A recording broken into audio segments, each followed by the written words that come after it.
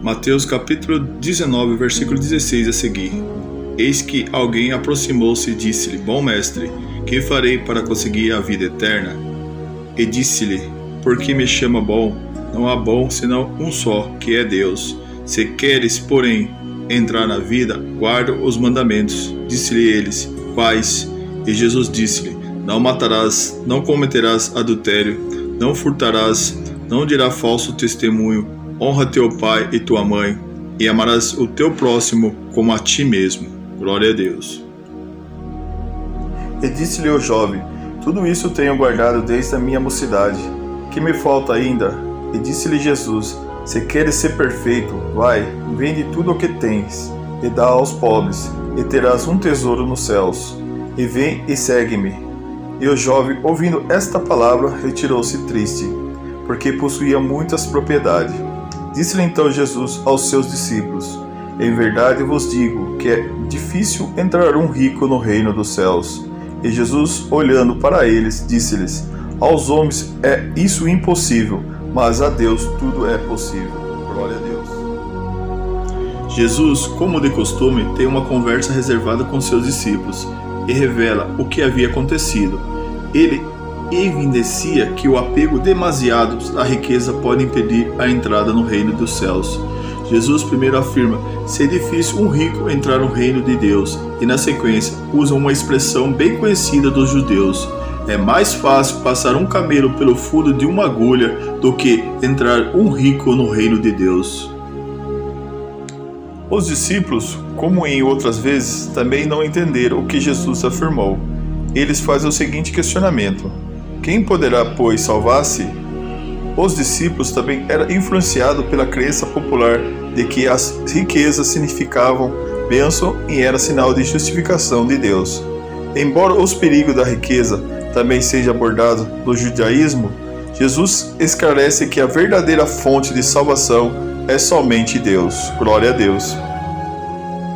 Para aquele jovem foi um desapontamento puramente carnal, baseado no fato de que ele não recebeu a vida eterna, que buscava porque o preço do sacrifício era alto demais. Ele amava suas riquezas.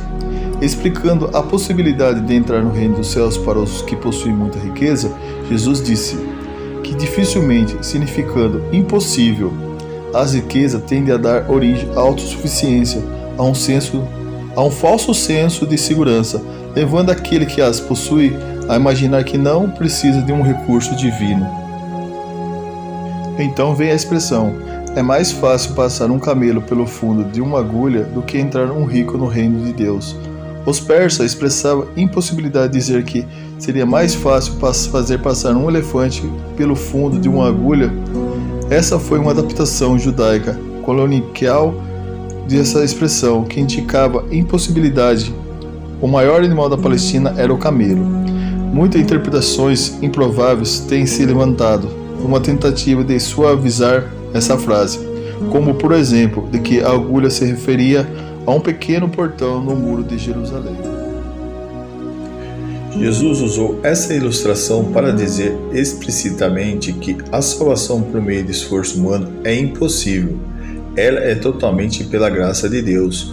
Os judeus acreditavam que, por meio de esmola, era possível a um homem comprar a salvação, conforme registrado no Talmud, de modo que, quanto maior a riqueza de uma pessoa, mais esmola ele poderia dar, mais sacrifício e oferta poderia fazer e, assim, comprar a redenção. A pergunta dos discípulos deixa claro que eles entenderam o que Jesus quis dizer, que nem mesmo o rico poderia comprar a salvação. Então, quem poderia ser salvo? O ensino de Jesus ia de encontro ao ensinamento rabínico, que dava à riqueza uma clara vantagem no que dizia respeito à salvação. O enfático ensino de Jesus de que nem mesmo o rico poderia ser salvo pelos seus próprios esforços deixou os desnorteados discípulos pensando na chance que um pobre teria. A vida eterna é para os pobres de espírito. As bem-aventuranças apresentadas por Jesus no Sermão da Montanha é registrada no Evangelho de Mateus, capítulo 5, do 1 ao 12. Declaram serem felizes os pobres de espírito. A expressão pobre de espírito tem vários significados, como por exemplo, humilde, carentes, modestos e miseráveis.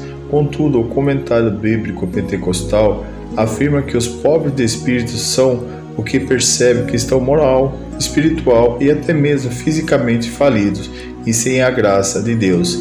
Eles estão conscientes de que sempre necessitam de Deus. Glória a Deus.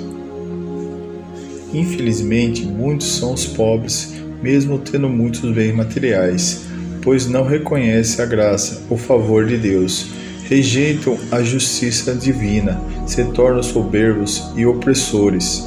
Jesus não somente ensinou o caminho da bem-aventurança, como também testemunhou seu próprio exemplo de vida.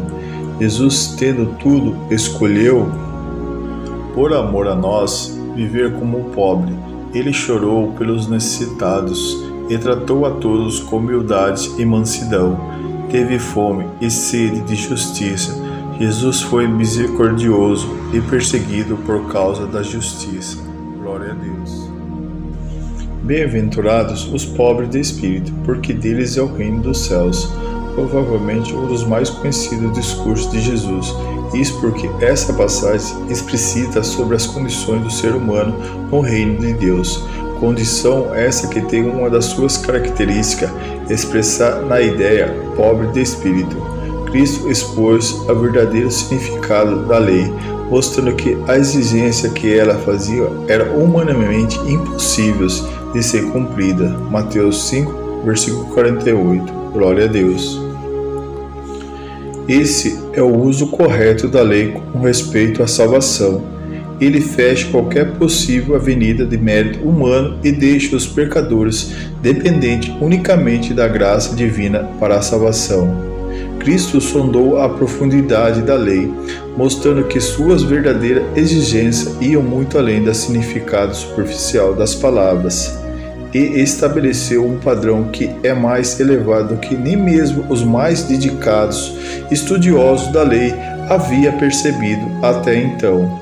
Mateus capítulo 5, versículo 20. Glória a Deus. A palavra bem-aventurado significa literalmente feliz, afortunado, ditoso, refere-se a mais do que uma emoção superficial. Jesus, ao fazer uso desse termo, estava descrevendo o bem-estar concedido por Deus, que pertence apenas ao fiel. As beatitudes demonstram que o caminho para a felicidade celestial é o exato oposto do caminho mundano, normalmente seguido na busca pela felicidade. A ideia mundana é que a felicidade é encontrada nas riquezas, nos prazeres, na abundância, no lazer e outras coisas semelhantes.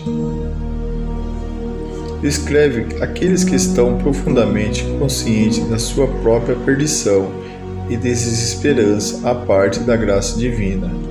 Observe que a verdade da salvação é pela graça, e o portão que abre o sermão no monte, Jesus ensina que o reino é um presente gracioso àqueles que reconhecem sua própria pobreza de espírito. Glória a Deus. A verdade é exatamente o oposto. As beatitudes apresentam a descrição que Jesus faz do caráter da fé verdadeira, o oposto da autossuficiência e a humildade de espírito. Falar da profunda humildade de reconhecer a total falência espiritual daquele que se afasta de Deus. Para finalizar, irmãos, aquele que ama os bens materiais e os coloca em primeiro lugar, corre o risco de perder a vida eterna com Deus. O cristão deve seguir o estilo de vida de Jesus, que não somente ensinou o caminho da vida eterna, mas como também testemunhou com seu próprio exemplo de vida. Glória a Deus. Amados, esse jovem é aparentemente um bom exemplo de uma pessoa que está pronta para aceitar um apelo evangelístico e preencher a ficha de decisão. Ele é aquele que toma a iniciativa de ir até Jesus e lhe perguntar o que é necessário para que seja salvo.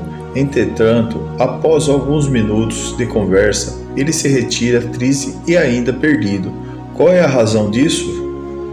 Queridos irmãos, ele não quis renunciar ao que tinha para seguir a Cristo. tinha muitos bens e não estava disposto a abrir mão disso. Se existe um princípio por trás dessa história, é o que está em Lucas 14:33. Assim, pois, todo aquele que dentre vós não renunciar a tudo quanto tem, não pode ser meu discípulo.